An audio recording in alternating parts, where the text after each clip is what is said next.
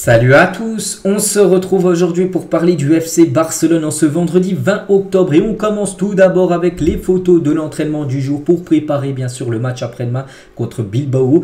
Donc on peut voir le patron, le cerveau, Xavi, on peut voir aussi Gavi, on peut voir Félix, on peut voir Lamine Yamal, Cancelo, on peut voir aussi Lamine Yamal et Baldé, les gars ont tous les deux l'air bien avant le match de dimanche. N'oubliez pas que les deux étaient blessés, surcharge musculaire pour c'était Lamine Yamal qui n'avait pas joué avec l'Espagne et Baldé s'était blessé lors du premier match, il avait loupé le déplacement en Norvège. Les deux étaient aujourd'hui à l'entraînement, tout s'est bien passé bien sûr pour les deux. Sinon les autres photos de l'entraînement, il y a noté qu'aujourd'hui les gars, il y avait le jeune Mamadou Fall qui s'est entraîné avec l'équipe première aujourd'hui.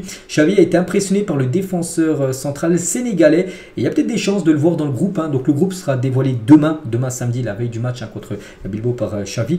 Et vu que Koundé n'est pas là les gars, c'est pour ça que je dis qu'il y a des chances de le voir, parce que Koundé il est blessé encore au moins 3 voire 4 semaines, donc il manquera un défenseur et c'est pour ça qu'il peut être, après j'ai pas dit, je sais pas si j'aurai ou non, mais ça se peut qu'il y a son nom tout simplement d'inscrit, on en saura beaucoup plus demain. Le programme du Barça pour les prochains matchs, je vous ai dit, Bilbao, le Shakhtar, le Real Madrid, les 3 prochains matchs seront à domicile. Avec bien sûr ce match contre le Real Madrid que tout le monde attend. Ensuite, ça sera la Real Sociedad au programme, l'équipe du Shakhtar, le match retour là-bas. Donc voilà, concernant les 5 prochaines rencontres, 3 à domicile, puis après 2 à l'extérieur. Concernant le match contre Bilbao, on peut voir déjà les compos probables qui commencent à circuler. Donc Ter Stegen sera au but, bon ça il n'y a pas trop de surprise. Alex Baldé, vu qu'on peut voir qu'il n'est plus blessé, il a pu participer aujourd'hui à l'entraînement, sera certainement défenseur gauche avec Christensen, Araujo, Cancelo, vu que Koundé n'est pas là. C'est pour ça que Christensen devrait démarrer dans le 11 titulaire. Au milieu de terrain, Gavi, Auriol Romeu, Gundogan est devant, Félix, Ferran Torres et Lamine Yamal. Donc Lewandowski blessé, il n'est pas là. Pedri, c'est encore trop juste pour lui, il ne sera pas là.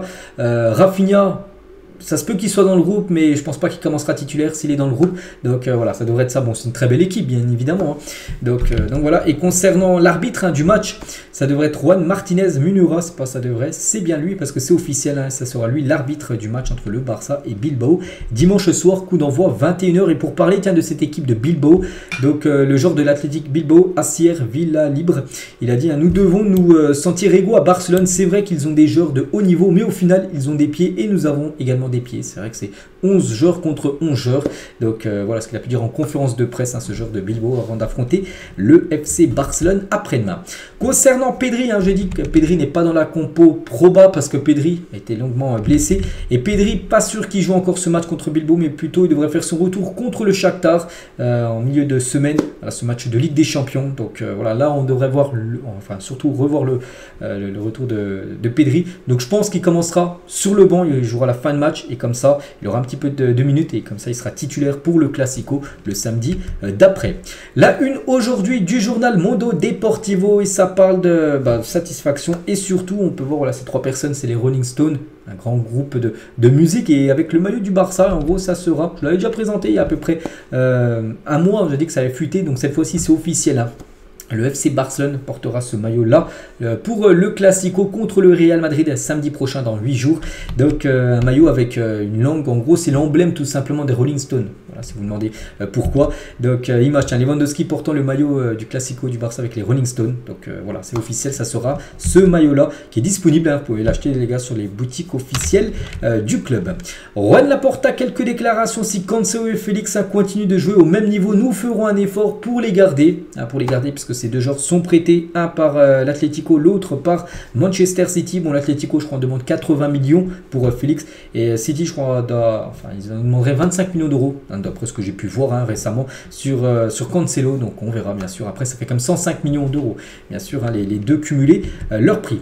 Juan Laporta sur Messi. Donc, Messi en presse qu'il aurait pu revenir. Nous avons proposé à Messi de revenir en début de saison, mais il nous a fait part de sa décision et nous l'avons respecté. Sa décision de privilégier plutôt sa famille. C'est pour ça qu'on sait qu'il a choisi ce choix Inter Miami Messi. On peut voir que Laporta confirme que le Barça a bien tenté de faire revenir Léo Messi.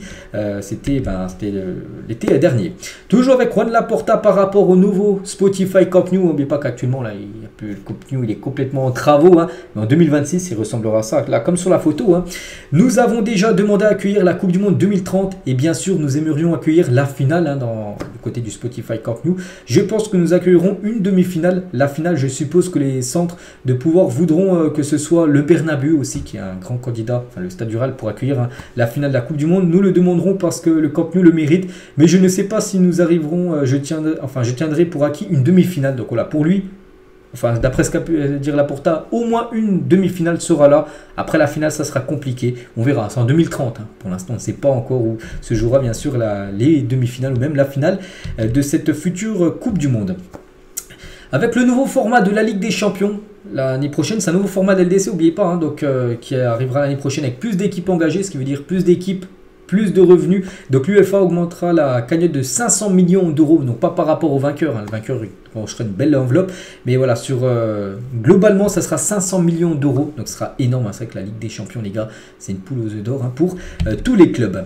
Le Barça et l'Atlético hein, continuent d'entretenir de bonnes relations. Hein, vraiment, on sait que c'est plutôt tendu entre Laporta et Florentino Pérez, le président du Real, mais avec l'Atlético, ça se passe plutôt bien, d'après ce qu'on peut entendre aujourd'hui, que les deux présidents hein, s'entendent très bien. C'est Cerezo, le président de l'Atlético Madrid. Xavi a interrogé Busquets sur Arthur l'été dernier sur la possibilité de son retour. Sergio a conseillé à Xavi de ne pas le signer car selon lui, il n'était pas un habitué de Barcelone et ne serait pas un bon modèle pour les jeunes. Hein. Voilà ce qu'a pu dire Busquets par rapport à Arthur. Hein. Il a conseillé Xavi de ne pas recruter. Pavard est également une option, mais Dembélé a déclaré à Xavi qu'il s'agit d'un joueur qui pose beaucoup de problèmes dans le vestiaire. Je me souviens, j'avais parlé de ça. C'est peut-être aussi pour ça que le Barça n'est pas allé chercher Pavard et du coup Pavard est parti signer du côté de l'Inter Milan. Manchester City voulait renouveler le contrat de Gundogan à la dernière minute pendant l'été dernier. À l'époque, le joueur avait déjà décidé de rejoindre le Barça parce que bien sûr du côté de City, ça a été un énorme coup dur. Ils ont perdu leur capitaine gratuitement qui a rejoint le Barça. Donc ils ont tout tenté, ils ont vraiment essayé de augmenter leur salaire, vraiment de tout tenter pour essayer de le garder. Et non, vraiment lui, Gundogan dans sa tête, il avait déjà tranché, il voulait jouer au Barça. Et c'est pour ça qu'il est arrivé du côté de Barcelone, en plus gratuitement. C'est quand même une masterclass réalisée par le club. Le Barça n'a fait aucune offre pour signer Félix hein, de manière permanente et ne prévoit pas de en faire une avant l'année prochaine, hein, l'été prochain. Donc actuellement il est en prêt, on le sait. Hein. Donc l'Atlético veut obtenir un minimum de 75 millions d'euros. Tout à l'heure je disais 80, voilà, c'est à peu près par là. Mais il commence à penser que ce sera impossible. Hein, voilà, parce qu'on sait que le Barça, voilà, ça va être compliqué de sortir autant d'argent pour le joueur. Après, une option hein, de le revoir encore en prêt saison prochaine. Ça, c'est une option qui peut être envisagée. Et toujours tiens avec Félix, vu qu'on parlait de lui, là, tiens, Roberto Martinez, le sélectionneur du Portugal sur Félix. Hein, dès le premier instant où j'ai vu jouer Félix, hein, donc s'entraîner après son retour en Espagne, nous avons remarqué la différence. La Première Ligue est un championnat très compliqué avec peu d'espace à l'intérieur parce que Martinez le côtoyait déjà, le convoquait déjà quand il jouait du côté de Chelsea et il sentait que c'était pas le même que maintenant quand il s'entraîne avec le Barça. C'est un autre Félix hein, et maintenant il fait les beaux jours du côté du Barça et aussi du côté du Portugal. Le casier de Vitor Roque à l'Atlético Paranense se trouve juste à côté du casier d'Arturo Vidal. Arturo Vidal, ancien joueur du Barça, et on peut voir voilà, Arturo Vidal avec le casier juste à côté de celui de Vitor Roque, un futur joueur, hein, vous savez, du Barça, qui devrait arriver normalement le 1er janvier prochain. Les joueurs du Barça Athletic, donc l'équipe B, ont tous dîné hier dans un restaurant à Barcelone. On peut voir tous les joueurs de l'équipe réserve ensemble. Audience moyenne par club en Liga sur les chaînes payantes en Espagne et le Barça en tête. On peut voir les audiences moyennes. Le Barça, 816 000 personnes regardent les matchs du Barça sur les chaînes payantes. Hein, je vous parle. Le deuxième, bon, c'est le Real Madrid. Après, troisième, l'Atlético. Puis après, voilà, c'est le creux avec tous les autres clubs de Liga. Mais le Barça, on peut voir que c'est l'équipe la plus suivie sur les chaînes de télé. Et on finit, les gars, avec Léo Messi et le Barça envisage d'organiser un match d'adieu. Et dommage à Léo Messi. Donc ça sera un match d'adieu, mais peut-être dans le nouveau stade quand il sera prêt. Peut-être pas là en 2023, ni 2024, ni 2025, mais plutôt peut-être 2026, voire 2027. Un match d'adieu en gros par rapport à Messi dans le nouveau. On sait Spotify Camp Nou restera toujours la plus grande idole de l'histoire du club. Donc voilà, il y aura un match d'adieu consacré sur Messi, mais bon, pas maintenant. Hein, ça sera certainement dans les années futures. Et on finit avec ça. J'espère que ça vous a plu cet épisode sur le Barça. Donc on se retrouve bien sûr demain samedi pour le prochain numéro. Je vous souhaite une bonne journée et à demain.